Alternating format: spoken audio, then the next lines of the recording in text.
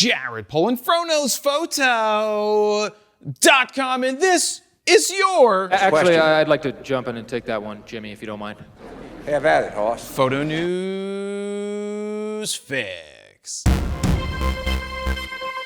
This fix is brought to you by FroPak4, now with 4 exclusive adaptive Lightroom presets, 4 on top of our 14 custom presets. 14! The adaptive presets are called X1, X2, X3, and guess what? X4. Now don't worry, if you already have FroPak4, you already have these exclusive custom presets. X1 is for face enhance, X2 is for full body and skin enhance, X3 is for eyes only enhance, and X4 is for background blur. Now if you're looking for a quick and seamless way to clean up your subject's skin, tweak a specific body part, or enhance the eyes quickly, you've got to check out these exclusive presets from FroPak4. To check out FroPak4, head on over to FroKnowsPhoto.com/FroPak4, and if you decide that you like them, well, you can get them right now because they are currently on sale. Or you could save even more when you get the Grand Slam bundle. First up, Nikon has announced another 1.4 lens for the Z mount. This time, it's the 50mm f1.4 Z. The 51.4 has always been a staple for Nikon shooters, but up until this point for the Z mount, it's been missing. Nikon describes this lens in their press release as a lightweight prime lens with a wide and bright f1.4 aperture. This affordable lens is compact enough to take anywhere while offering a versatile and classic focal length that's ideal for portraits, landscapes, street snaps, travel, still lifes, and more. So let me get this straight. Nikon already has a Z50, which is a 1.8, and it's part of the S line, not to be confused with the L-mount Alliance, or whatever Nikon considers to be their top-of-the-line glass. The new 51.4 Z is just a 51.4 and no S moniker. Now this 1.4 has to be more expensive than the 1.8 that came out roughly 5.5 years ago, is that right? Wrong. I don't get it. No, I don't get it either. The new 50 is $30 less expensive than the 1.8, has better close focusing, adds a dedicated control ring, has dual STM motors versus a single motor in the 1.8, is nearly the same size and weight, and basically is the same price. I still don't get it. Now I asked Nikon to help me understand the differences between these two lenses, and it sounded a little like this. Now that's pretty much how it went down, other than saying that the S line is known for edge-to-edge sharpness. There wasn't much in the way of an answer. Man, Phony done did it again! Look to phone, is it ringing? No. The silence is deafening. But anyway, I guess that it's good news that the 1.4 clocks in at only $499, which is $30 less than the 1.8, which is currently on sale. Now, we haven't gotten our hands on this lens just yet, but when I do, I'll be sure to let you know how it smells. Smell. What do you think this lens will smell like? Let me know down below. Next up, Apple announced the iPhone 16 and iPhone 16 Pro and a bunch of other stuff, but we will skip most of that because guess what? I only want to talk about photo-related things when it comes to the iPhone. There's other people for the other stuff. First up, the 16 and 16 Pro both get a new button called Camera Control. Camera Control allows you to quickly launch the photo app, change settings with a tap and a swipe of the button, and start taking photos or videos. Now, it seems like this means that you no longer have to swipe on the actual screen to change certain settings. Now you simply tap, slide, and press, and you're good to go. Trademark me. I don't think they came up with that. I did.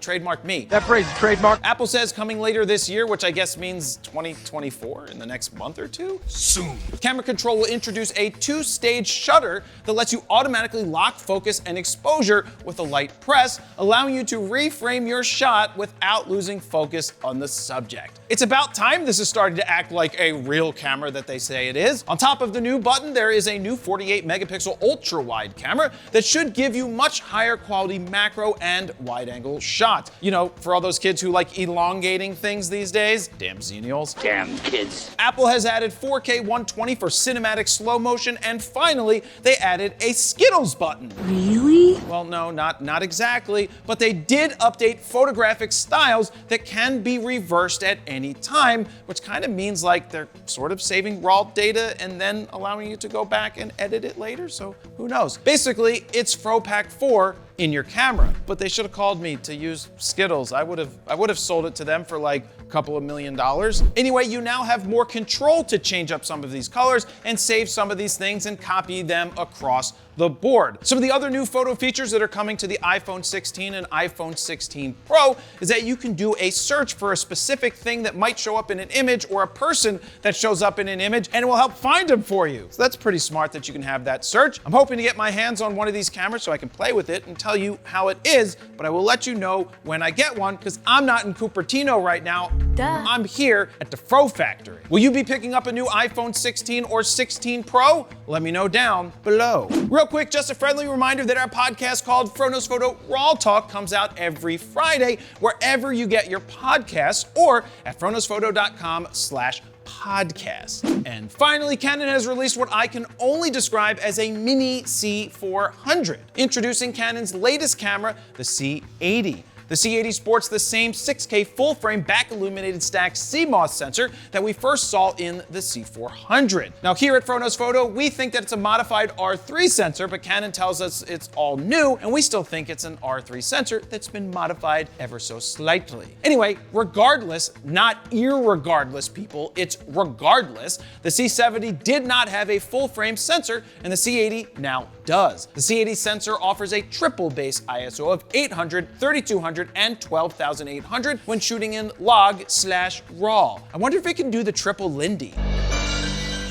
In terms of autofocus, the C80 now sees the upgraded dual pixel CMOS AF2 that covers almost the entire sensor, unlike the C70's autofocus. In terms of video recording, you can record up to 6K 30p in cinema raw light, oversampled 4K at up to 120 frames per second with full autofocus. 10-bit 422 4K footage is oversampled from 6K in XF AVC codec, and the C80 also supports the XF AVC-S and AF HEVC-S codecs that are in the C400. In terms of the body, it looks pretty much the same as the C70 and weighs in at a small fraction more. For whatever reason, it still has 2 card slots, and they are dual SD card slots, and it hasn't upgraded yet to a CF Express B card slot, which I personally would prefer for moving that data off quicker when I'm transferring it to a computer. Now, it still only has a flip-out LCD screen and not an EVF, and I get it, I get it. You're supposed to use external displays and all, but personally, I prefer putting my eye up to the viewfinder and holding the camera like a stills camera, but that's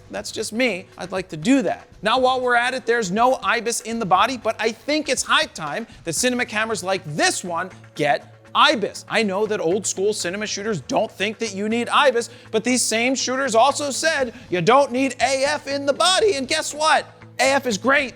Because when you can shoot something at 1.2 and track a subject while shooting video, it's kind of needed. Focus! Focus! Anyway, it's time to put IBIS in these cameras. Now here's a feature that the C80 does get: 10 stops of built-in ND at a press of a button, which always comes in handy in those bright daylight situations. And now for those shooters with PL mount lenses or RE lenses, there is now a PL to RF adapter that's only $1,500 more than the regular adapter, that the EF to RF adapter, which makes this one $1,600. That's right. Anyway, the C80 is up for pre-order now at $5,499, which honestly isn't that bad for the power that you command in your hands. There you have it. That's your photo news fix this time around. Thank you very much for watching. Jared Polin, Frono'sPhoto.com. See ya.